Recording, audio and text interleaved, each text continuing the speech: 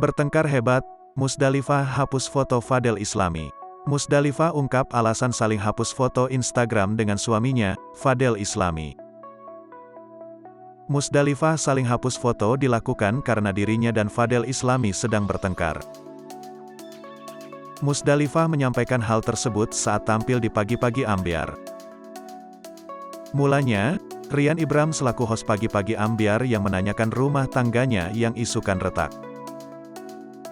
Musdalifah lantas membantah jika rumah tangganya retak, namun ia mengaku jika memang sempat cekcok dan perbedaan pendapat.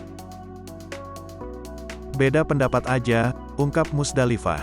Lebih lanjut, Musdalifah nampaknya tak ambil pusing dengan isu penceraiannya dengan Fadel Islami usai keduanya sama-sama menghapus potret kebersamaannya dalam Instagram.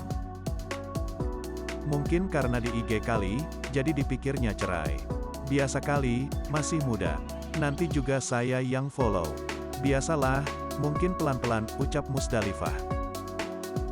Mantan istri King Nasar ini juga mengaku bahwa sang suami yang lebih dulu menghapus fotonya, kemudian beberapa hari ia mengikutinya. Awalnya memang Mas Fadel yang menghapus, aku sih baru keempat harinya menghapus juga, tuturnya.